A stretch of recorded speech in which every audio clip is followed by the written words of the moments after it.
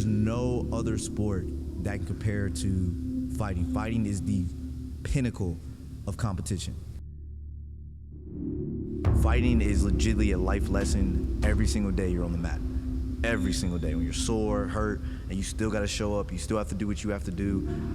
And the discipline it takes outside of practice, I think I learned that I can persevere through anything from fighting.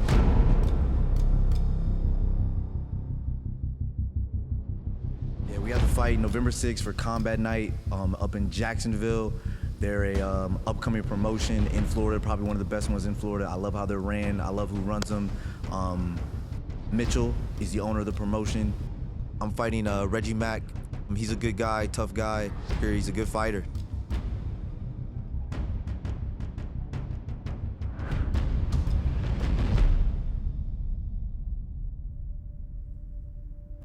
My name is Keith Speed. I fight at 145 pounds for American Top Team. I've been fighting for a little bit now, training martial arts for about the last 5 or 6 years. Before all this, played basketball. I played basketball all the way through college. That was honestly like my first love, and then after that was over, I found martial arts and really got humbled in a sense. And so I started training jiu-jitsu, and then that led to kickboxing. And my competitive side just couldn't really sleep, knowing that there was a chance to compete again at something, and that drove me to start fighting. And that drive drove me all the way down to South Florida, where I'm currently living and training to try to be a professional fighter or one day fight in one of the big shows.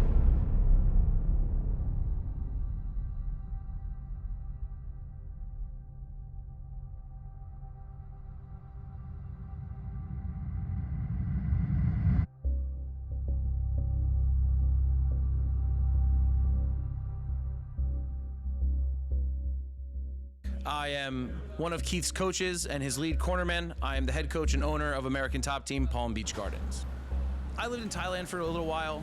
I came home, worked in Germany at MMA Spirit for about 3 months on a short contract, and came back. And I was approached to open a gym here in Palm Beach Gardens, and one of the stipulations of things I wanted was to work with the pros at headquarters. So when I came back, I'm one of the longest standing members of the team. I started in 2001. So I came back and I'm like, I'm here to help guys. And in my head, I was like, I wanted to be the guy that I didn't have. When I came up, the team was much smaller. There was like 3 coaches, So we didn't really have a lot of attention for the new guys. I'm a seasoned professional. I got 20 years in the game. I've fought in the stadiums of Thailand. I've competed jiu-jitsu in America. I've taught all over the world. Why not? Some of my buddies from before my trip, still fighting. When I came home, we got to hanging out. They introduced me to Keith. We hit it off. Solid guy. Had a bit of a rough start to his career. He didn't have a manager or anything. So I just offered my hand. Like, hey man, I don't know what I can do for you, but if I can help, let me know. I'm here to help.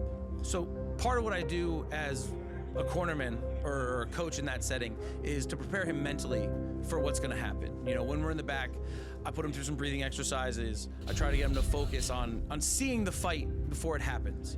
You don't wanna come out there and be surprised by anything. You want them running through, hey, in this scenario, I steamroll the guy. It's done in 30 seconds, absolute domination. In this scenario, I get hit and I had to kind of get my shit together, and then I got back to it and we start to take over again. In this scenario, I wrestle a lot. In this scenario, I so when you go out there, you're not surprised by anything. It goes along with what we're doing in the back in terms of warming up. Half guard bottom, mount bottom, attacking on the back, landing strikes and stopping takedowns. Like, every part of the game has been activated.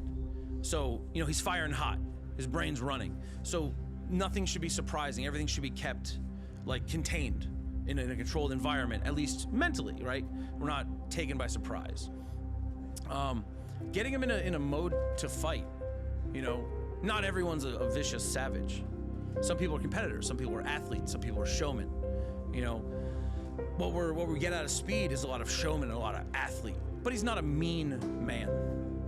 So part of what we're doing in the back is getting him ready to be a different person for that moment.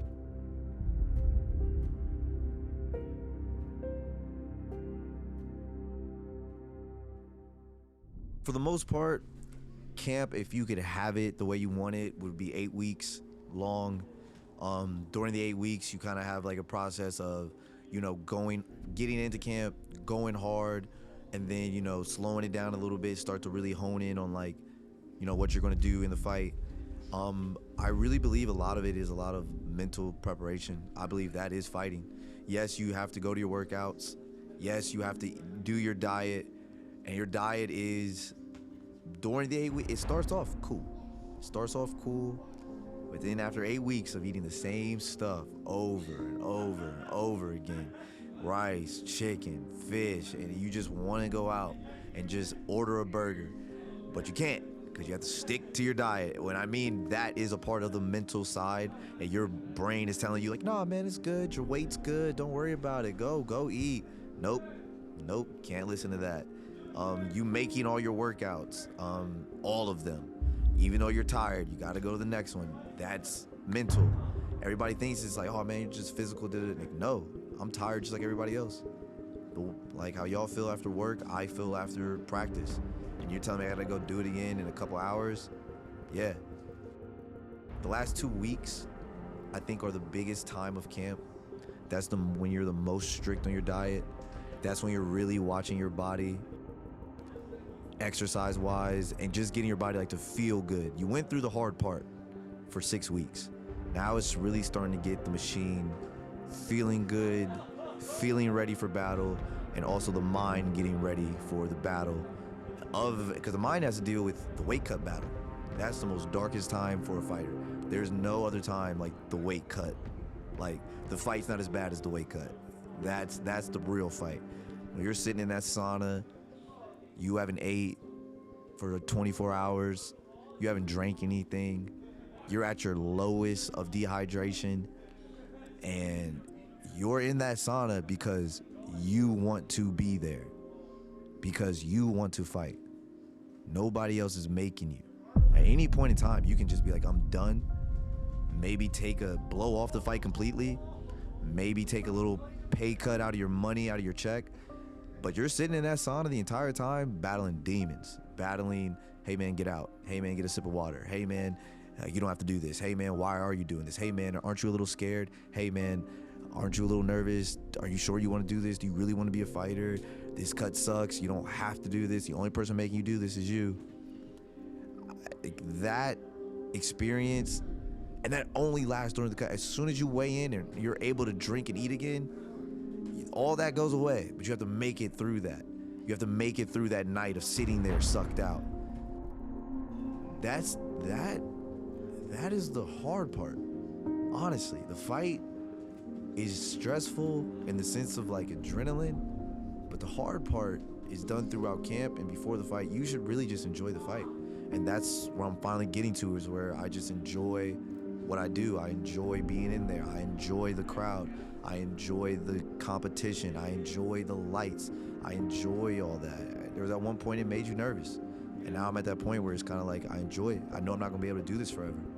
You can't. Shout out to the guys that can do it till they're 42. Shout out to Mike Tyson, still getting in there. But it's something that a fighter will always be a fighter, but we know we can't fight forever.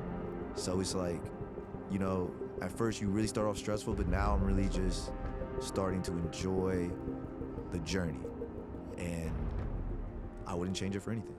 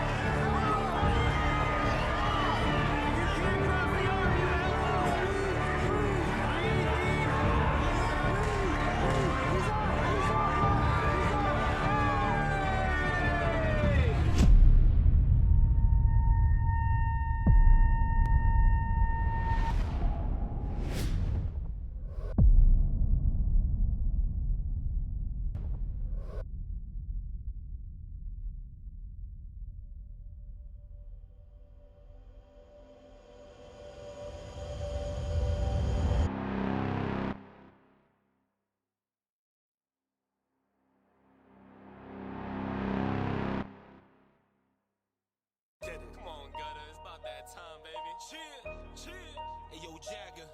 Oh shit. Roy Frozen. Yes. Yes. Just a youngin' grinding from the basement. Whoa. Just a youngin' grinding from the basement. Whoa. Just a youngin' grinding from the basement. Yeah, we made it. Yeah, we made it. Just a youngin' grinding from the basement. Whoa. Just a youngin' grinding from the basement. Whoa. Just a youngin' grinding from the basement. Now we made it. Now we made it. Whoa. Just a youngin' grinding from the basement. Took a couple L's, I had to face it. If a nigga wants it, I'm gonna take